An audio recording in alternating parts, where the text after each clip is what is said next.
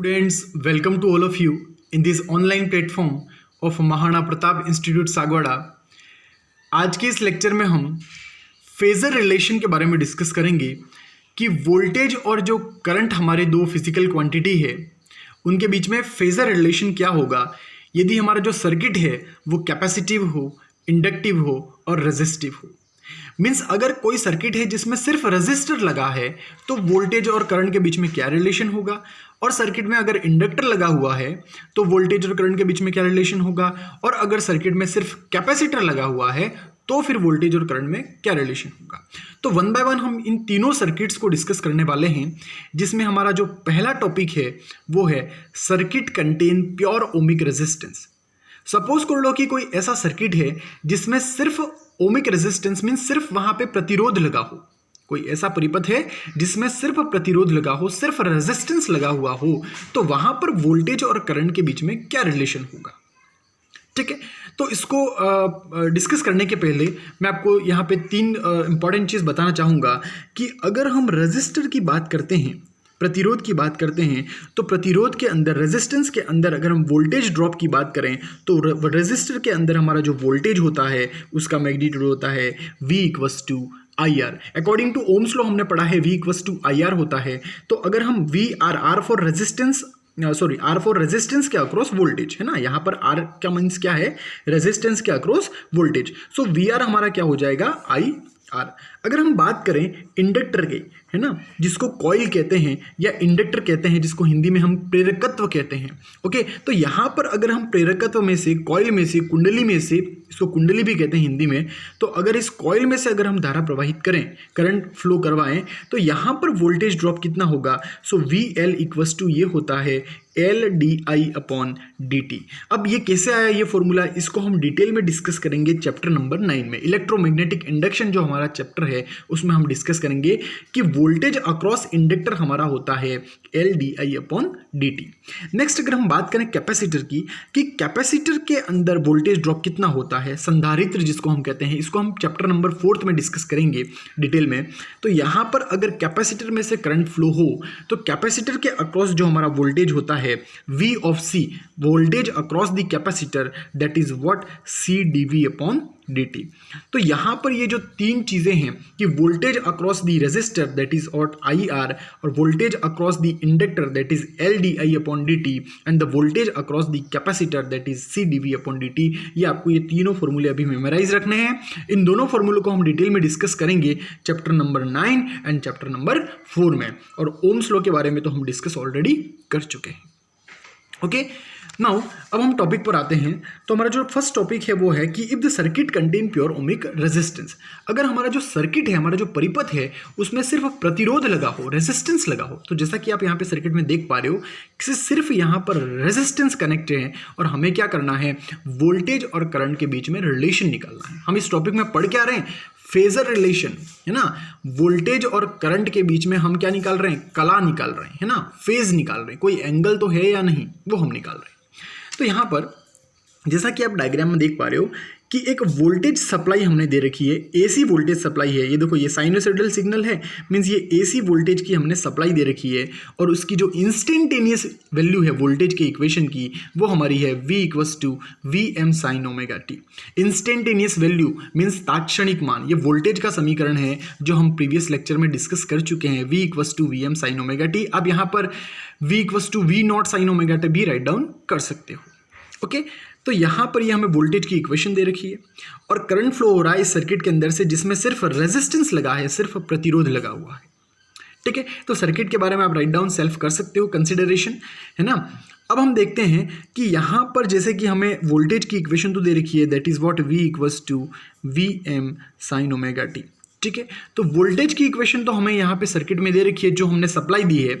अब हमें करंट की इक्वेशन फाइंड करनी है, और अगर हमें करंट की इक्वेशन मिल जाए तो हम वोल्टेज और करंट की इक्वेशन को आपस में कंपेयर करेंगे, और कंपेयर करने के बाद हमें पता चलेगा कि क्या वोल्टेज और करंट के बीच में कोई फेज है। अगर नहीं है तो भी हम फाइंड आउट कर लेंगे, और होगा तो भी हम फाइंड आउट कर लेंगे। लेकिन हमें करना क्या पड़ेगा, यहाँ पर वोल्टेज की इक्वेशन से हमें करंट की इक्वेशन को डिराइव करना पड़ेगा। तो हमने KVL के बारे में पढ़ा है, किरचॉफ वोल्टेज लॉ के बारे में हमने पढ़ लिया है प्रीवियस लेक्चर्स में। तो अगर हम इक्वेशन जो हमारी फर्स्ट है उसमें v की जगह आई आर लिख दें, है ना, या तो हम किरचॉफ वोल्टेज लॉ लगाएं या फिर हम यहाँ ओम्स लॉ की हेल्प से अगर देखें तो ओम्स लॉ में हमने देखा है कि v इक्वल्स टू क्या होता है, आई आर होता है। तो यहाँ पर जो वोल्टेज है इक्वेशन फर्स्ट में, अगर वहाँ पर हम आई आर लिख दें तो आई आर इक्वल्स टू, इसको इक्वेशन सेकंड मान लो, इक्वेशन फर्स्ट और सेकंड से अगर हम देखें so I R equals to हमारा हो जाएगा V M sine omega t. अब हमें क्या करना है, वोल्टेज की इक्वेशन तो दे रखी है, हमें करंट की इक्वेशन फाइंड करनी है। तो यहाँ से अगर हम करंट की वैल्यू निकालें सो आर यहाँ पर हमारा राइट हैंड साइड में डिवाइड में चला जाएगा, so V m upon R sine omega T. तो यहाँ पर वी एम अपॉन आर देखें, V upon R equation second से देखें वी अपॉन आर, तो ये क्या होगा, हमारा आई होता है, लेकिन यहाँ पर वी एम लिखा है ना, यहाँ पर वी एम लिखा है तो हम इसको आई एम लिखेंगे, so I M sine omega T. तो ये हमें मिल गई करंट की इक्वेशन, है ना। तो हमें वोल्टेज की इक्वेशन दे रखी थी, instantaneous value of the voltage equation हमें दे रखी थी और हमने करंट की इक्वेशन को डिराइव कर लिया। अब एक बार फिर से अगर हम कंपैरिजन करना चाह रहे हैं यहाँ पर, क्योंकि हमें क्या करना है क्वेश्चन में, वोल्टेज और करंट के बीच में एंगल निकालना है, और एंगल निकालने के लिए एक बार मैं फिर से यहाँ पर वोल्टेज की इक्वेशन को राइट डाउन कर देता हूँ और उसके बाद हम वोल्टेज और करंट दोनों की इक्वेशंस को आपस में कंपेयर करेंगे।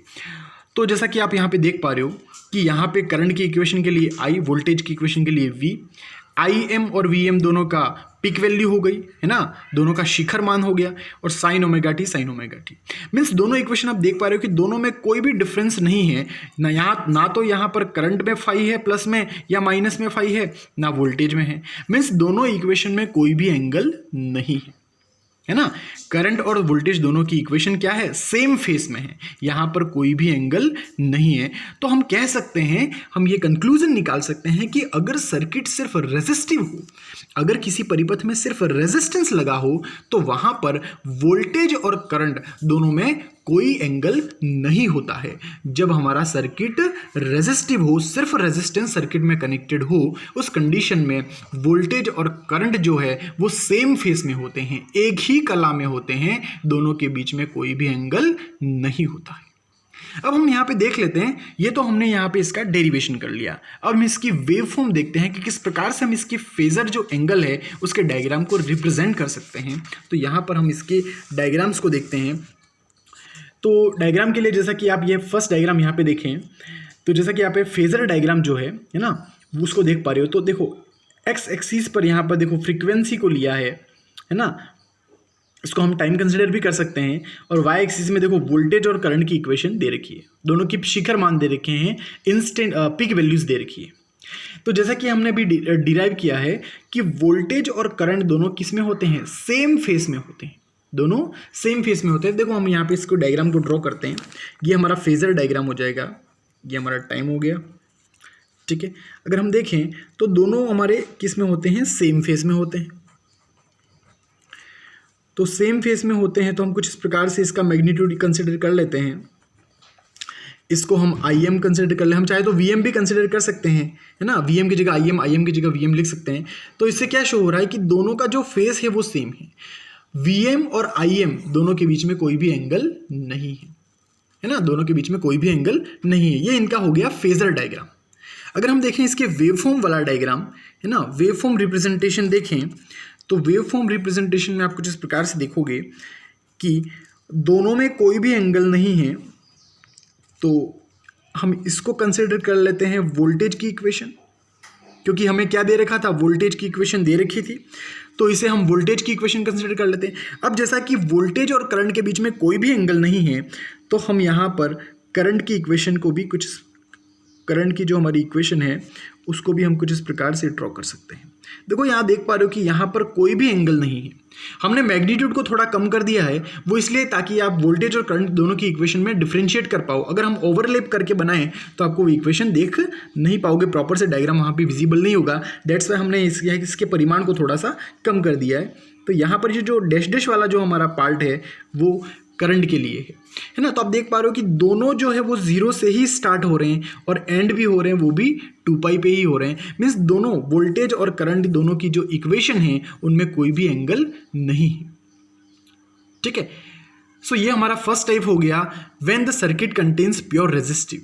अगर किसी परिपथ में सिर्फ रेजिस्टेंस कनेक्ट हो तो हमारा वोल्टेज और करंट की जो इक्वेशंस हैं, या वोल्टेज और करंट दो फिजिकल क्वांटिटी है, दोनों में कोई भी एंगल नहीं होता है, दोनों सेम फेस में होते हैं। So this is all about our today's lecture. In our upcoming lecture, we will discuss about the second and the third type of the phasor relation between the voltage and current. अब तो second में हम देखेंगे कि जब circuit में inductor लगा हो, सिर्फ प्रेरकत्व लगा हो, तो उस कंडीशन में वोल्टेज और करंट में क्या रिलेशन होगा. और हमारा जो नेक्स्ट जो पार्ट रहेगा इसी लेक्चर का, उसमें हम देखेंगे कि जब सर्किट में सिर्फ कैपेसिटर लगा हो और कैपेसिटर लगा होगा तो उस कंडीशन में वोल्टेज और करंट के बीच में क्या फेस होगा. So this is all about our today's lecture. Thank you.